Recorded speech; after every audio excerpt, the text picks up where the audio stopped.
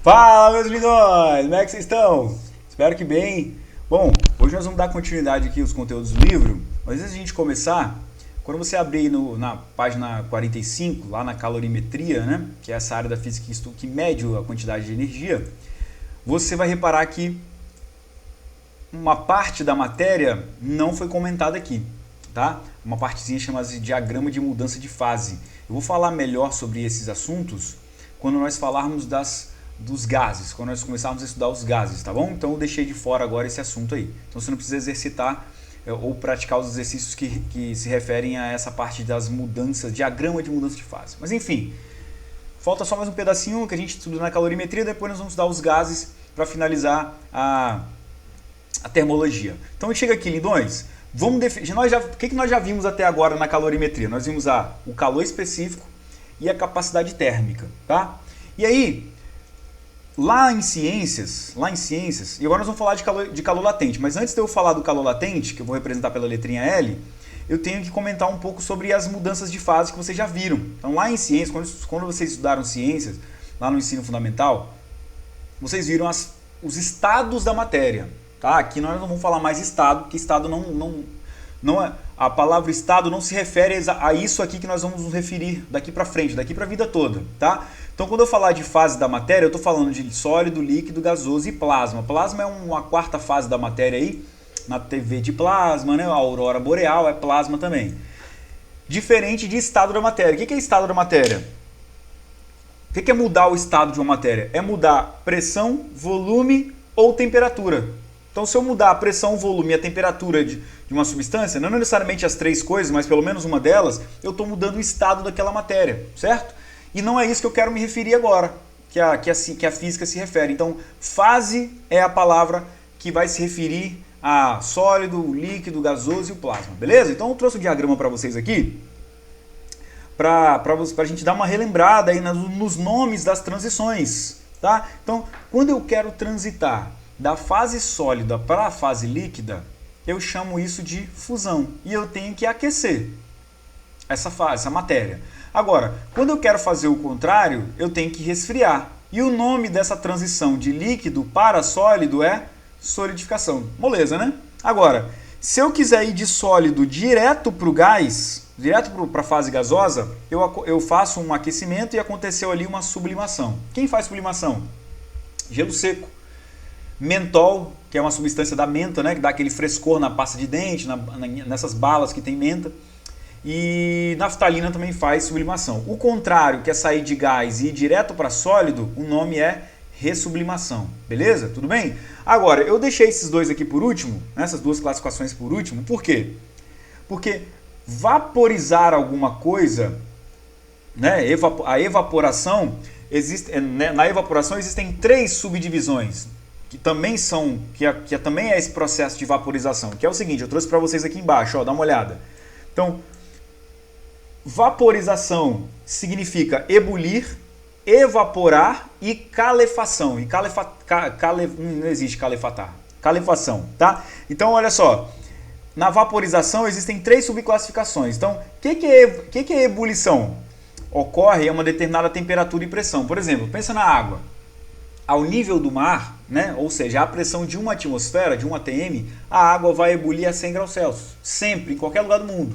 Então, o nome desse processo é ebulição. Para uma determinada pressão e temperatura, aquela substância muda de fase, então está acontecendo a ebulição aqui. Agora, e a evaporação? Não, a evaporação ocorre a qualquer temperatura, é um processo muito lento. Então, vejo, por exemplo, uma poça de água da chuva, daqui a pouco eu olho lá no final do dia, ela já não está mais ali. O que aconteceu? Ela infiltrou um pouco no solo, mas também evaporou. Então, se eu deixar um copo de água aqui, né, aberto para a atmosfera, quando eu voltar aqui horas depois ou dias depois, o nível da água vai ter abaixado. Aconteceu a ebulição ali? Não, porque essa água não atingiu os 100 graus Celsius, mas aconteceu a evaporação.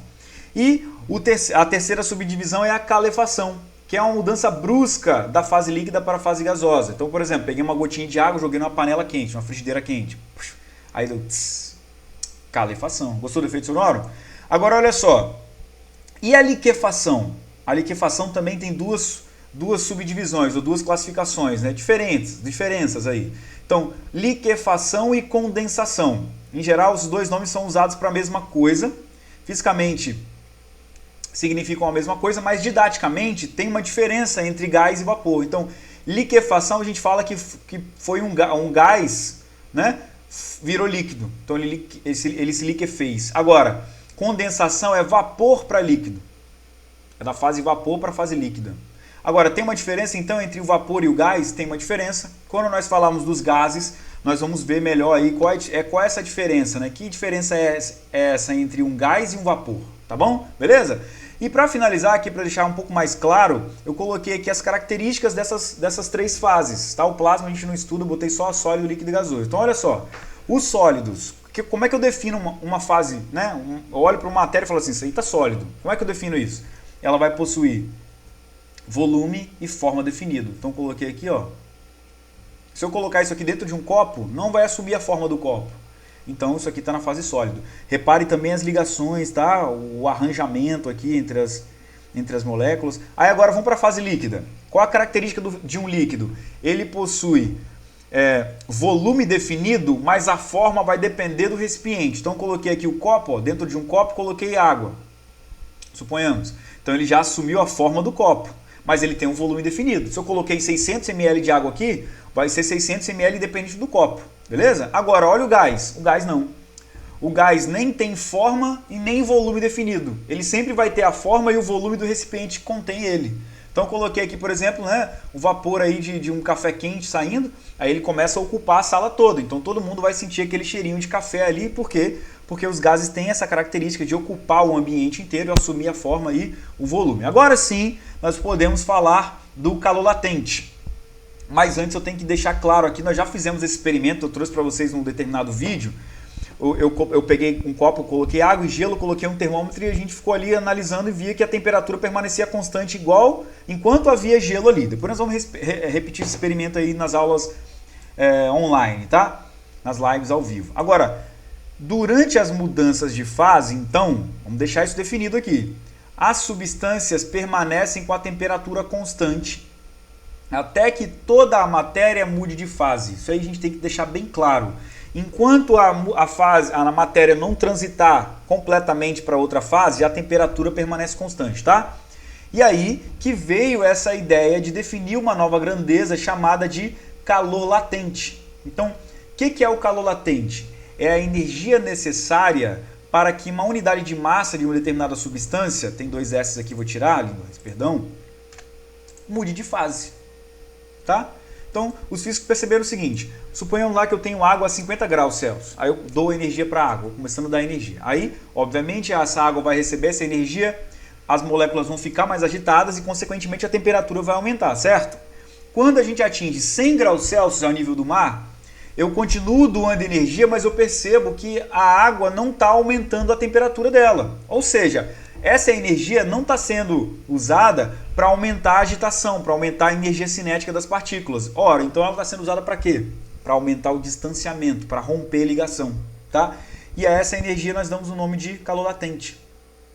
Aí manipulando a fórmula, olha só, passando esse M para o lado de lá, eu fico assim, ó, que a quantidade de calor necessária para mudar a fase é igual à massa dessa substância e o calor latente, que por definição tem essa unidadezinha aqui, ó, calor latente, caloria em cima dividido por grama embaixo, né, cal por grama, ou seja, é a quantidade de energia para cada grama daquela matéria mudar de fase. Aí eu trouxe para vocês uma tabela, olha só, com algumas substâncias. Vamos analisar a água primeiro, olha só, temperatura de fusão da água, 0 grau. A 1 atm a água muda de fase, sai da fase sólida para a fase líquida a 0 grau. E o contrário também, de líquido para sólido sempre a 0 grau. E olha só a energia para cada grama mudar de fase, 80. Aí aqui ó, tá a temperatura de vaporização da água. Então a água muda de fase, da fase líquida para a fase gasosa a 100 graus. E o contrário também, de gás para líquido, ela muda a 100 graus. E olha só a energia como é que é diferente daquela ali. Aqui era 80, aqui é 540. Ora, por que aqui tem que ter mais energia para cada grama mudar de fase, perdão? Porque eu já tenho um distanciamento grande entre as moléculas, já estou na fase líquida. Para eu distanciar mais ainda, eu tenho que doar muito mais energia. Para eu romper essas ligações, eu tenho que, a ligação, né, intermolecular, eu tenho que doar muito mais energia. Então, o calor latente de fusão é diferente do calor latente de evaporação, ou de vaporização, melhor dizendo, tá?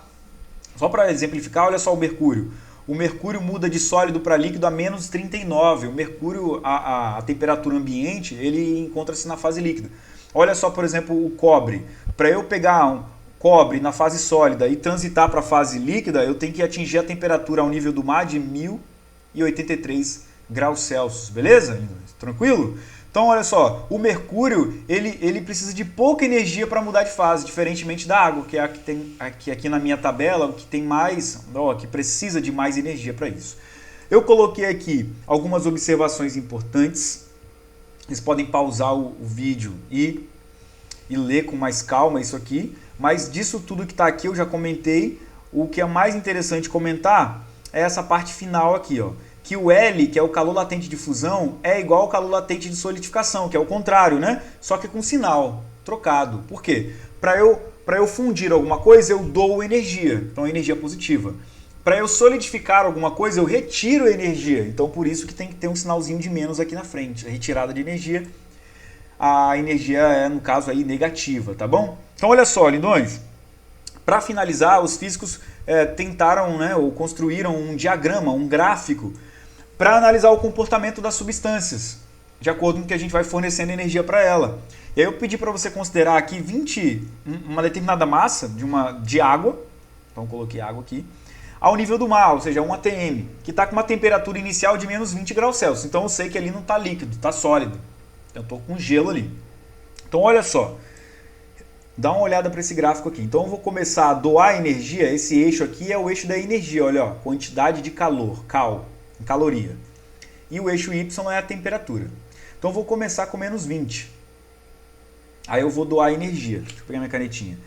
Eu vou doar de 0 até esse valor aqui, ó, foi suficiente para essa fase, né, para essa água sair do menos 20 e ir para 0 grau. Então, em ar aconteceu o quê? O aquecimento do gelo até o ponto de fusão a 0 grau. Aí os físicos perceberam que é o seguinte, que eles doavam energia e a temperatura não aumentava. Olha só que a temperatura está constante, igual a 0 aqui. Então o que está acontecendo aqui nesse ponto B? A fusão do gelo. O gelo está transitando da fase sólida para a fase líquida. E isso acontece em uma temperatura constante de 0 grau ao nível do mar. Aí, então, eu já tive que doar uma quantidade maior para mudar de fase. Note que é daqui até aqui, ó. Aí, depois que todo o gelo, né, virou líquido, né, virou água, o que aconteceu? A temperatura voltou a crescer e aí em laboratório os físicos perceberam que ele tinha que doar essa quantidade aqui, ó, daqui até aqui.